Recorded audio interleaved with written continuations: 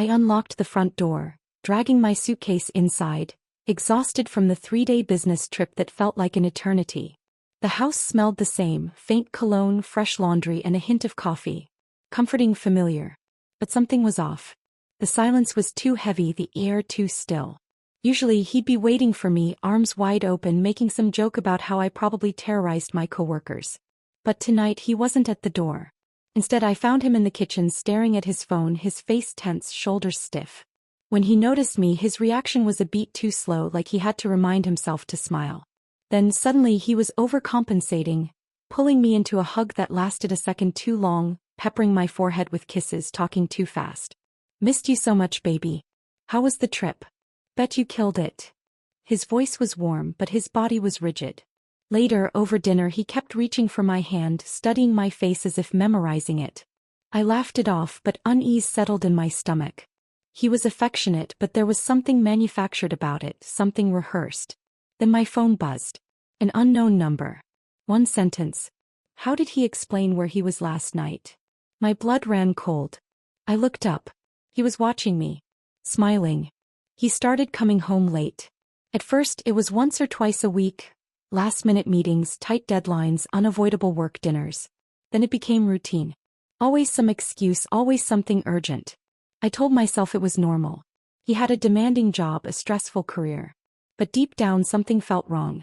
I mentioned it to my best friend over coffee, expecting her to validate my growing suspicion. Instead, she waved it off. "You're overthinking. Men get busy.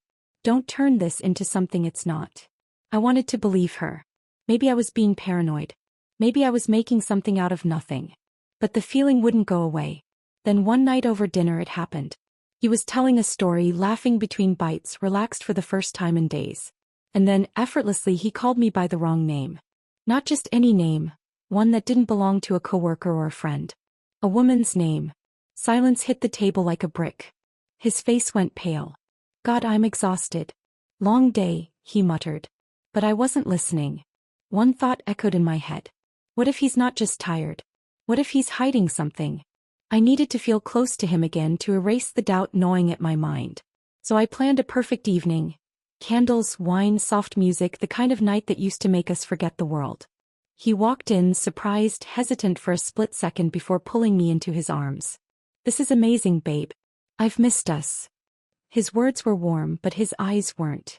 Still, I ignored the sinking feeling. We ate, we laughed, we talked, and for a moment I almost believed everything was fine. Then he kissed me. Deep, slow, familiar, but wrong. It wasn't hesitation or distance. It was absence. His body was here, but his mind was somewhere else, with someone else. That night, I woke to the glow of his phone. He wasn't in bed. I heard the soft tap of fingers against a screen, a quiet chuckle, a sigh. "It's late," I whispered. He flinched. "Just emails. Go back to sleep." I turned away, my heart pounding. Morning would come and I would find out the truth. I had to. His phone was always face down. At dinner. On the nightstand. Even in the car. A small detail, but it screamed at me now. He used to be careless with it, leaving it unlocked, letting me change the music or check directions. Now it was glued to him, a silent extension of his hand. I told myself I wouldn't snoop, but curiosity eats at you, gnaws until you give in. So when he stepped into the shower, I made my move. The screen was locked. I knew the code. My fingers hesitated, but only for a second. Messages? Call log? Cleared. Emails? Nothing unusual. He had erased everything. My stomach twisted. That evening I followed him. I told myself it was crazy, that I'd feel ridiculous when I caught him grabbing a late coffee alone. But then he stopped. She was waiting for him. Tall, elegant, confident. They talked closely, her hand brushing his arm, his smile easy, familiar. Then an embrace, lingering but not romantic. A hug that spoke of history, not passion. It wasn't the hug that scared me. It was the fact that he never mentioned her. Because secrets aren't always about what you do. Sometimes it's about what you choose to hide. I needed to take control, to pull him back before the distance between us became permanent. So I planned something simple. A dinner at our favorite restaurant, just us, no distractions. When I told him, he hesitated for a split second before forcing a smile. "That sounds perfect." But perfect didn't feel like the right word. At dinner he was attentive, affectionate, playing the role flawlessly. He asked about my day, laughed at my stories, reached for my hand across the table. But his fingers twitched, his gaze flickered toward the door whenever someone walked in. His mind wasn't here. I saw it in the way he sipped his drink too quickly, in the way his knee bounced under the table. He was nervous. I pretended not to notice. When we left, I kissed him, desperate to feel something real.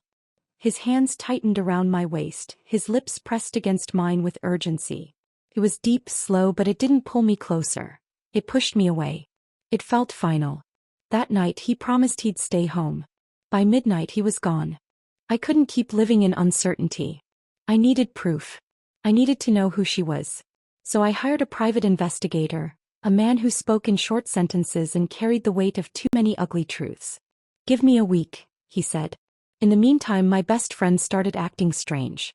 When I told her what I was doing, she shifted uncomfortably, stirring her coffee too long. "Are you sure you want to go down this road?" she asked, her voice softer than usual. Sometimes knowing doesn't help. It was an odd thing to say, and it stuck with me longer than it should have. A week later, the detective slid an envelope across the table. My hands shook as I opened it. Photo after photo, my partner with the same woman, walking through the park, sitting at a cafe, leaning in close. But then the final picture. A marriage certificate. They weren't just meeting. They were once husband and wife. I stared at the name on the paper, my breath shallow. He had been married before. He never told me. And suddenly I realized, what else had he kept from me? I confronted him that night, the envelope heavy in my hands. He barely glanced at it before exhaling, running a hand through his hair. I wasn't hiding anything. It just never felt important to bring up. His voice was calm, too calm. It was years ago. It ended. Why dig it up? But I wasn't buying it. People don't erase entire marriages unless they have something to hide. I watched him closely, the way his jaw tensed, the way he avoided my eyes. He was lying. I just didn't know why. He gave me the same rehearsed answers, the same practiced smiles, but the truth sat between us like a ticking bomb. I needed answers, real ones. And I knew exactly where to get them. The next day I found her. The woman from the photos. The woman he used to love.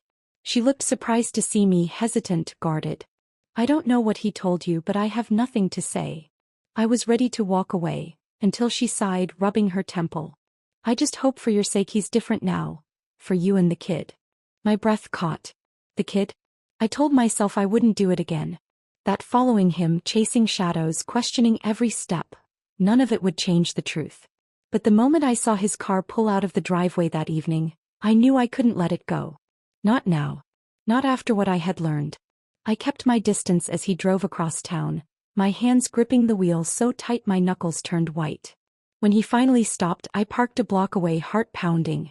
He walked into a quiet cafe, the kind of place where people shared secrets over coffee. And then she was there.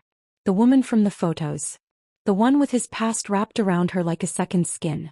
She wasn't sure how it all began. Maybe it was the weight of exhaustion melting into the comfort of the evening, or the dim glow casting soft shadows across the room. Something unspoken lingered in the air, an anticipation that couldn't be named but could certainly. He moved closer, careful and deliberate, as if reading her every breath. There was no rush, only the quiet pull of the moment. The warmth between them grew, a slow and steady tide rising with each passing second. His touch was light at first, an unspoken question waiting for an answer. The space between them disappeared and the world outside faded into nothing.